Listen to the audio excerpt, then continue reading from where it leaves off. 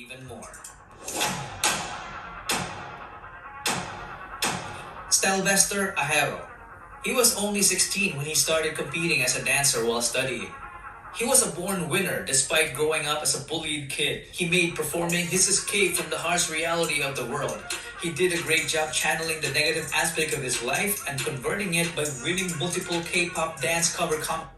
It's like a lot of these people have such great success from being bullied. Yeah, they have to overcome all these obstacles and keep pushing through. They get stronger, get better. It's like almost the same story most of the time. Yeah. I feel like a lot of successful people, like just haters just hating on them all the time, overcoming, and it's like adds fuel to the fire, you know? It seems to happen a lot in the music industry from what I've noticed. Oh, From all these different bands, they all kind of have a similar backstory. Yeah, it's kind of sad, but motivating at the same exact time. Yeah, I mean, it was sad what happened to them, but look what it did for them and where they are now. What's going on, everybody? Welcome back to the channel. I'm Darian, this is Jeremy, and we are D&J React. So today we're doing Story Episode 1, Sound Break of SB19. This is a new band we've been recently getting into. I know they're from the Philippines. They're actually the first P-pop artists we've listened to so far, and I have to say they're pretty badass, man. I like them. Yeah, that live performance on the bus. Oh my god, dude, that was phenomenal. Dude, I've never heard anything like that. I mean, that was pretty sick. The only other person I can hold them up to a standard is Maynard from Tool. Oh yeah, with his live performances, and that's his whole shows like that. Yeah. Like every song sounds absolutely perfect, exactly like on their actual albums. That's like like 1 in a million artists that can perform like that live. But these guys were like that too, though. That was pretty phenomenal to be on a bus, like in a podcast type setting, and the vocals were just on point. Well, even like all their energy coming in together, like while they were singing, was like insane. That was pretty sick. All right, but before we start, I want to thank all of our Patreons. Thank you to all the 100+ new people that just joined. And then also thank you everybody at GoFundMe as well for donating and trying to hit our 6,000 goal. You guys have been a major help, so thank you. Thank you so much. All right. Oh, real quick, we have a poll coming out on YouTube on Thursday. So if you guys want to go vote on the top 3, or we're putting out 3 songs or 3 long forms, you guys can choose one of them. And then we're going to put that out the following Thursday, correct? Yep. Yeah, okay. Yeah, whichever number 1 comes out, that'll get played on the following Thursday. Right. Yeah, correct. Okay, cool. Do you want to let the... Yeah, we have a visitor, so I'm going to go grab him, bring him in for the show. Let's go, buddy. All right, we can start this.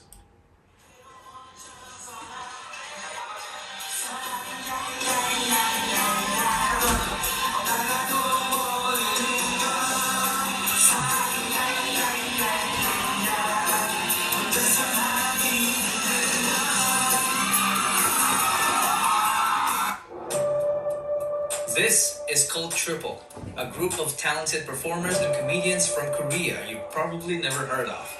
They were formed back in 1994 when the word K-pop hasn't even been invented.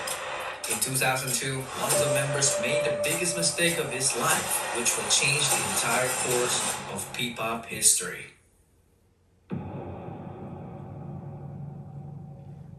Whoa. It's about to get serious. Do you remember this song?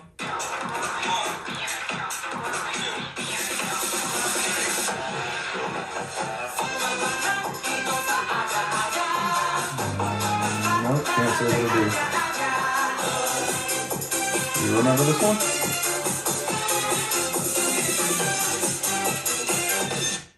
It all started with this man, Jong Sung-han.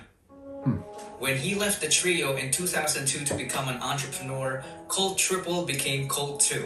Most of their fans definitely thought that Sung-han's decision was a huge mistake because the remaining members started racking up different awards in the entertainment industry.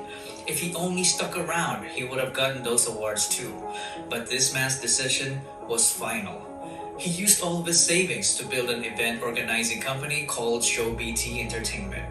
Yep, I'm talking about Tatang Robert.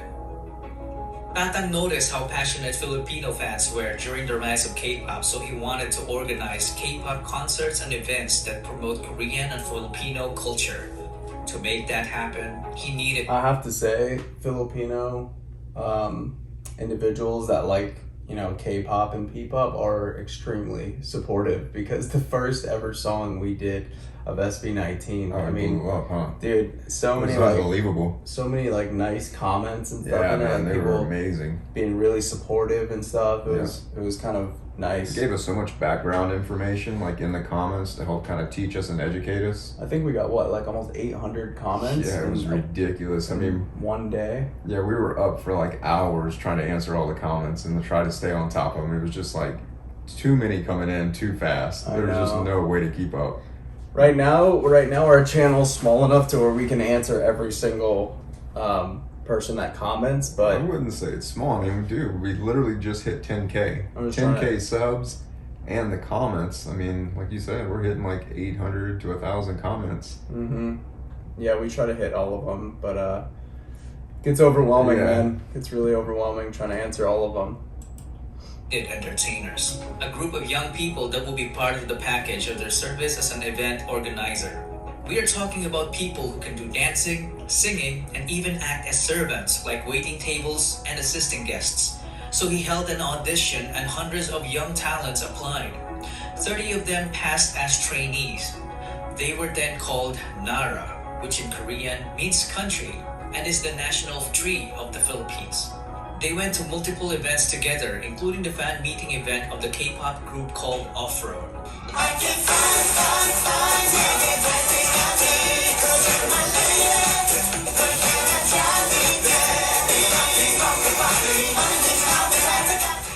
After numerous events, Tatang Robin saw something special when it comes to Filipino talent. He realized that some of his trainees were far too talented to just end up as small-time performers. So he decided to launch the first P-pop boy group that underwent strict Korean-type training. Out of the 30 trainees, only few have made it. Jan Paulo Nase. He always wanted to be a performer. As a young dreamer, he joined several competitions as a soloist and also a member of the K-pop dance cover group called PHP. As a trainee, he was the guy who shows up early and leaves late despite juggling a full-time job as a data analyst to provide for his family. He was the first one selected due to his undeniable diligence and leadership qualities. That's a smart He is dude known right to there. have critically acclaimed songwriting ability, a badass rapper, and was often dubbed as a genius, but he consistently denied it because he claimed to be just a hard worker. This made him the destined leader of the group. He debuted with the name se-eon, but later changed his name to Pablo. Now that the methodical leader is chosen, they needed more members. Tatang Robin just got a genius composer in Pablo, so they needed someone who can dance. And this next guy is exactly that, and even more. Stell Ahero. He was only 16 when he started competing as a dancer while studying. He was a born winner despite growing up as a bullied kid. He made performing his escape from the harsh reality of the world. He did a great job channeling the negative aspect of his life and converting it by winning multiple K-pop dance cover competitions. It's like a lot of these people have such great success from being bullied. Yeah, they have to overcome all these obstacles and keep pushing through. They get stronger, get better. It's like almost the same story most of the time. Yeah. I feel like a lot of successful people, like just haters, just hating on them all the time, overcoming, and it's like adds fuel to the fire, you know? It seems to happen a lot in the music industry from what I've noticed. Oh, From yeah. all these different bands, they all kind of have a similar backstory. Yeah, it's kind of sad, but Well, look at 'em now. Look at 'em motivating now. at the same exact time. Yeah, I mean, it was sad what happened to them, but look what it did for them and where they are now. Mm-hmm. Competitions with his group se-eon. He is also a hard worker. He was teaching dance to kids while competing. There was a point when he worked too hard that it threatened his life due to poor health. He is a very skilled choreographer. In fact, he's the main culprit behind most of SB19's snappy and amazingly synchronized dance routines. But little did they know that dancing wasn't even his only talent. He easily became the main heavenly voice of the group because his vocals were just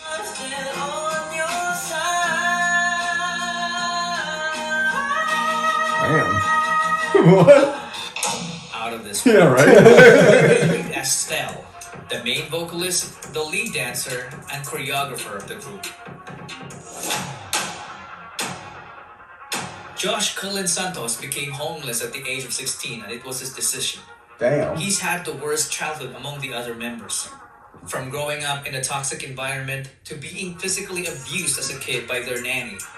At an early age, he witnessed what it feels like to be a member of a middle-class family that went rock bottom in just a matter of months. He experienced getting evicted from apartments to smaller rooms. It came to a point when his family had nothing to eat but ketchup and salt. They had no permanent address. Because of that, Josh and his sister dropped out of school multiple times, so they got bullied at school for being repeaters. Sometimes he would get into fistfights for defending her. Josh had enough of this, so he took matters into his own hands by leaving. He became independent and started working as an internet cafe attendant. Using his own income, he took the alternative learning system and was able to finish his high school degree.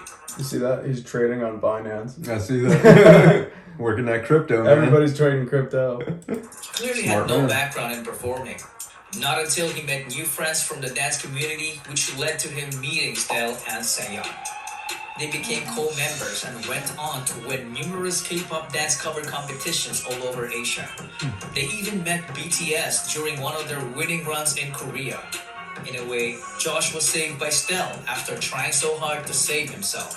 And it paid off because after training, Josh ended up debuting as the lead rapper and dancer of the group. Justin DeJoss didn't have to audition. Apparently, he was a very good-looking guy that when he joined a talent workshop as a teenager, ShowBT immediately took notice and offered him to become a trainee to improve his singing and dancing skills. He was one of the late joiners, and when he did, he immediately saw a familiar face in Josh. You look familiar. Apparently, the two had a stint in performing together in a K-pop dance cover group called Zero to Hero. Hey, welcome to the world next door. This.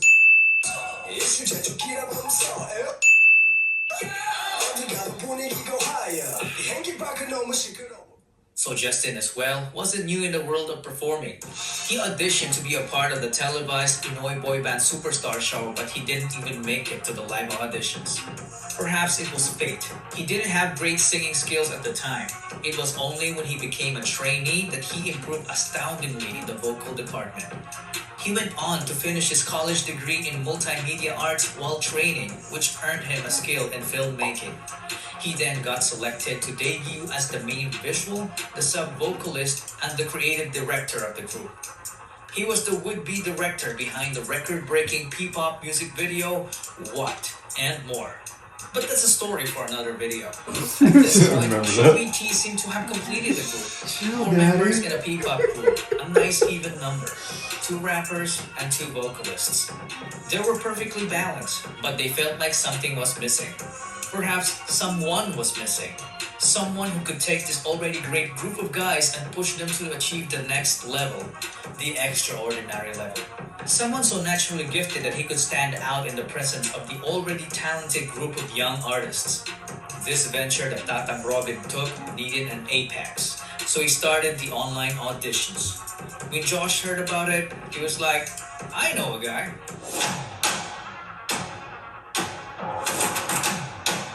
Philip John Suson is such a specimen. He was so naturally gifted that excelling in sports looked like a walk in the park for him. He grew up in the church under the care of his grandparents. He was an artistic kid, so he was active as an editorial cartoonist in school. Nobody taught him to play musical instruments. He taught himself by just listening to the music, so he ended up becoming a southpaw guitarist, but he later fixed it as he learned more. He didn't even know that he could dance until he was forced to in order to get good grades during their school interims. After discovering dance, he transformed from a guy who didn't know it to someone who can fly.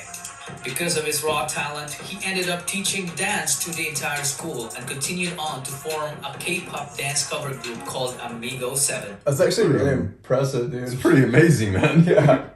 I mean, learning guitar just by listening to music, like Well, I mean, a lot of teaching you. A lot of musicians. I mean, I did that. That's how myself and my brother played.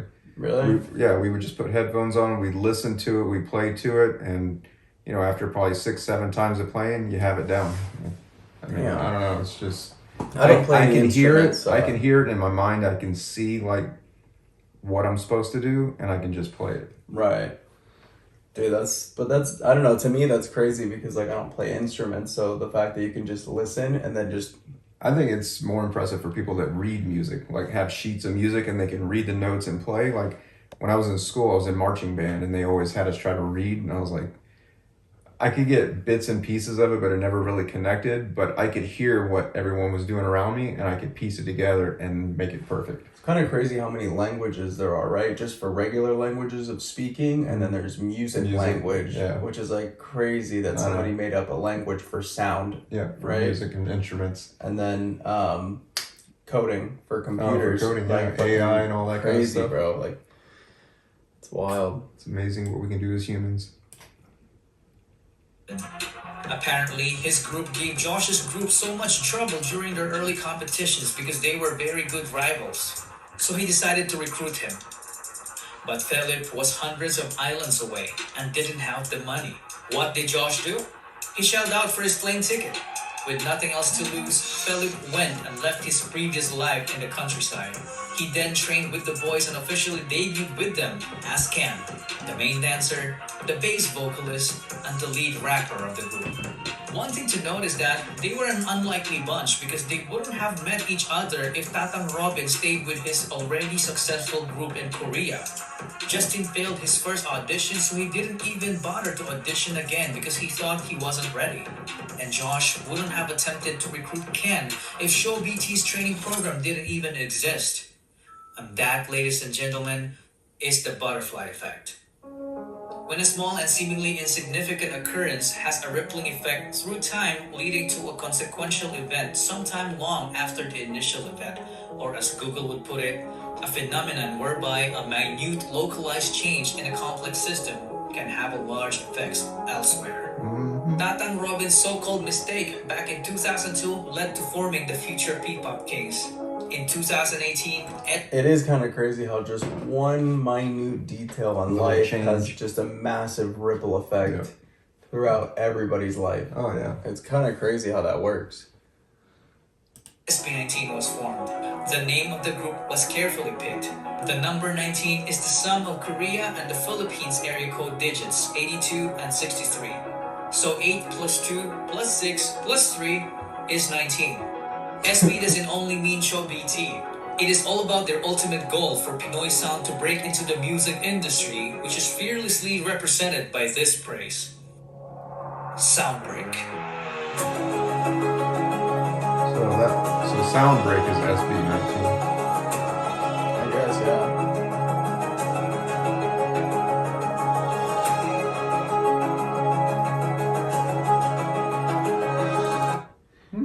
Good shit, dude. That's pretty interesting. Yeah, that was interesting how they kind of all formed and came together. Yeah.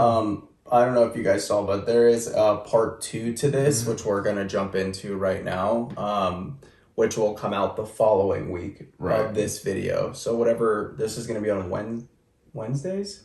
September 6th. Yeah, so Wednesday. Okay, so then...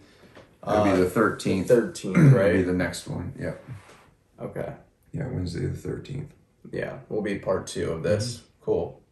Guys, thank you so much for watching. If you have any more long guides for SB19, drop the links down in the comments. Also, what do we have do we have some SB19 content on Patreon? Yeah, it's on Patreon. That. What's that? That or what? the song That. Isn't it That? No, it's called What? What with a question mark. Are you sure? Mm-hmm. SB19 what? I'm pretty sure that's what it's called. Okay, so I'm not sure. SB19 what? That's the one that got blocked, right, on our YouTube channel? Yeah, it did get blocked. We had to put it on Patreon. Yeah. Okay, so that one's on Patreon. We're gonna start adding more SB19 in the future to our Patreon as well. So it'll only be exclusively on there, but we are giving away a week free right now. So go check out all the good content we have on Patreon over there. And then if you guys could go sprinkle some love and GoFundMe for us. We need a new computer. Please. Ours is breaking down. It's old. But with that being said, guys, make sure you like, subscribe, hit that bell notification for more, and we will see you on the next one. Peace.